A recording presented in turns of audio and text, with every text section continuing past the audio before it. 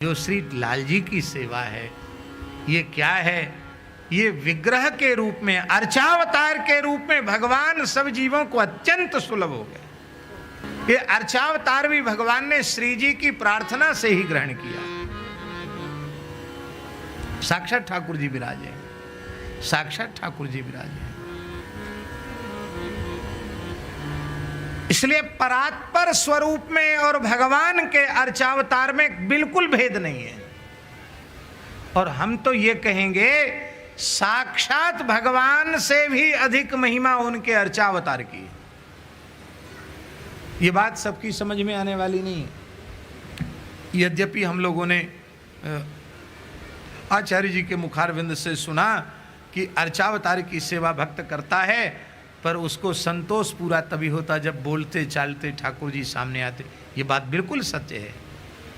लेकिन ऐसे भी उदाहरण हैं जहां अर्चावतार से ही पूर्ण संतुष्टि है। कुंभनदास जी का खेत कहाँ है? पास में ही है। कितनी दूर है यहां से? आधा किलोमीटर भी नहीं है कुंभनदास जी का खेत। आज भी पैतृक खेत उनका। अब कुंभनदास जी अपना खेत में काम कर रहे हैं। अब देखिए, ध्यान दीजिए। और साक्षात श्रीनाथ जी अपने पीतांबर में बीज लेके बीज बो रहे हैं। अब कुंभनदास जी हल चला रहे हैं।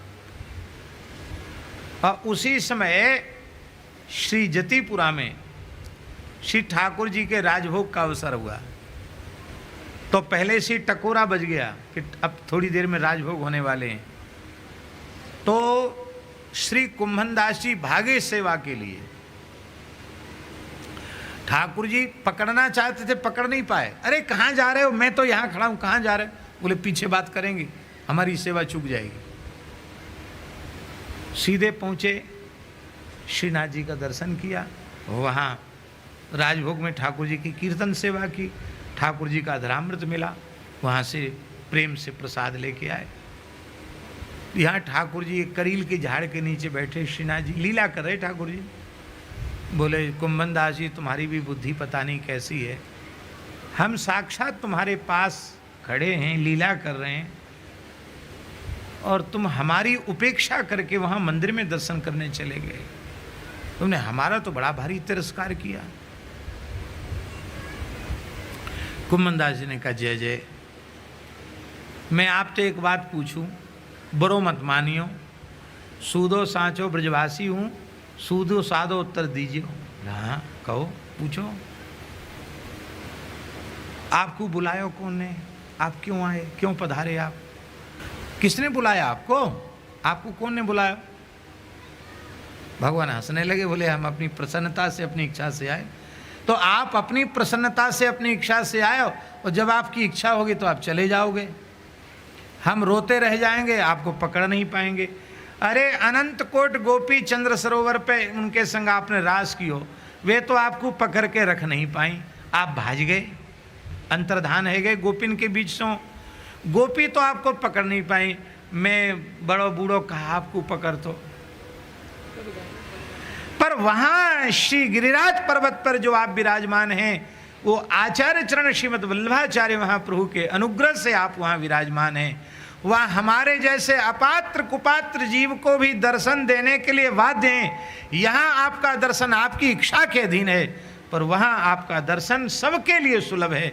इसलिए आपके साक्षात स्वरूप से, आपके अर्चा स्वरूप में सौलभ्य गुण विशेष है।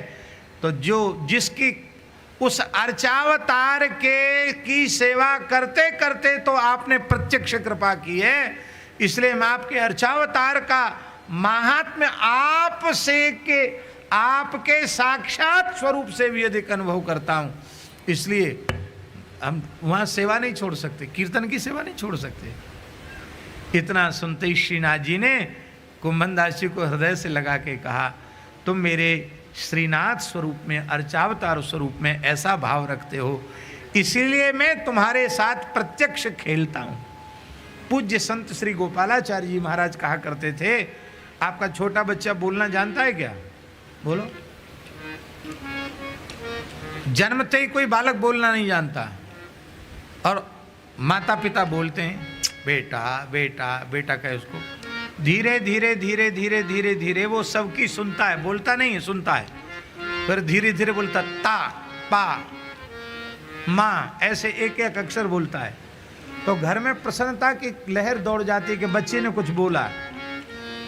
और फिर धीरे धीरे जब बोलना सिखाते सिखाते इतना सीख जाता है कि मैया बाप को ए काय को चिल्लाए रहो, चुप है जा, मना करना पड़ता है।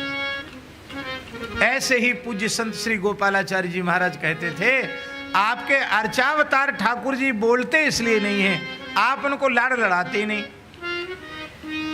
गर्मी लग रही कि ठंडी लग रही कि भूख लग रही कि प्यास लग रही, कोई परवाह ही नहीं। एक अलमारी में धर दिए, मसरी के 4 दाने धर दिए, और अब चाहे खाओ चाहे पियो। देखो बुरा नहीं मानना, पंडितों की सेवा भी अलग प्रकार की होती है। पुष्प चढ़ाने में भी ठाकुर जी का ध्यान रखना चाहिए। उनके मुखारबिंद पे तो नहीं पुष्प पड़ गया, उनके कहीं श्रीअंग पर पीड़ा तो नहीं पहुंच गई, किस ओर से पुष्प चढ़ावें उसमें भी ध्यान रखना है। तो चंदन लगा रहे हैं तो आंख में गया कि नाक में लगा। आपकी आंख में कोई चंदन लगा के देखो कितनी जलन होती है। भगवान की सेवा भाव से, लाड़ से, चाव से, मर्यादा से, पवित्रता से, पवित्र भाव से। अब फिर आप ठाकुर जी को एकांत में बैठ के बतराओ, उनसे धीरे धीरे बोलने लग जाएंगे। पहले स्वप्न में बोलेंगे, फिर कभी कभी प्रत्यक्ष बोलेंगे, और फिर तो ऐसे बोलने लग जाएंगे कि आपको कहने पड़ गए चुप है जाओ, बहुत शोरगुल मचा रहे, बहुत हल्ला गुल्ला मचा रहे, चुप है जाओ, ये कहना पड़ेगा।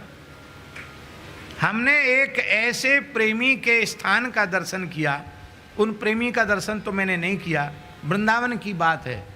एक महानुभाव रहते थे, उनको भक्त इलाहाबाद के थे, प्रयाग के, उनको साक्षात भक्तिमती मीराबाई ने दर्शन दिया था। आकाश से मीरा जी उतरी, दर्शन दिया, और भगवान के नाम जप की आज्ञा उन्होंने, मंत्र जप की, नाम जप की आज्ञा दी, और मीरा जी को ही उन्होंने गुरु रूप में स्वीकार किया। वृंदावन वास बहुत पढ़े लिखे व्यक्ति थे, और यहीं वृंदावन में रह करके साधन करते थे। अंत में उनकी ऐसी स्थिति हो गई थी महाराज जी कि ठाकुर जी का ऐसा प्रत्यक्ष उनको हो गया, वो माला फेर रहे हैं, एक हारमोनियम पर वो मीरा जी के पद सुनाते थे, तो वो तो ध्यान कर रहे हैं, मानसी में सेवा कर रहे हैं, माला फेर रहे हैं, वो बालकृष्ण प्रभु आते, ठाकुर जी आते, और हारमोनियम बजा के बायो जी मैंने राम रतन धन, वो कहते महाराज हम अब भजन नहीं कर पा रहे हैं, चुप है जाओ। तो ठाकुर जी को डांट देते, ठाकुर जी छिप जाते। उन संत का तो हमने दर्शन नहीं किया, पर जिस हारमोनियम को ठाकुर जी बजाते थे उस हारमोनियम का स्पर्श हमने किया, उसको थोड़ी देर बजाया। हाँ देखो, अर्चावतार की कितनी लीलाएं हैं, श्रीनाथ जी की कितनी लीलाएं हैं, आज भी हो रही है। जगन्नाथ जी की, श्रीनाथ जी की, सर्वत्र ठाकुर की लीलाएं। पर हम दुर्भाग्य है हमारा, अर्चावतार में पीतल देखते हैं, मिट्टी देखते हैं, पत्थर देखते हैं, लकड़ी देखते हैं, सोना चांदी देखते हैं, ठाकुर जी का दर्शन नहीं करते हैं। ये साक्षात श्री ठाकुर जी हैं। ये अष्टविधा प्रतिमा में ये जो छवि के रूप में ठाकुर जी विराजमान है, ये प्रतिमा है। अष्टविध प्रतिमा में प्रतिमाएं साक्षात ठाकुर जी हैं। तक से कुछ करने की आवश्यक, इन्हीं की उपासना से सब कुछ हो जाए। यही बोलने चालने फिरने लग जाएंगे, यही खेलने कूदने लग जाएंगे। पर संसार के व्यवहार के लिए हम जितना समय देते हैं, उसका एक अंश भी श्री ठाकुर जी के लिए नहीं देते।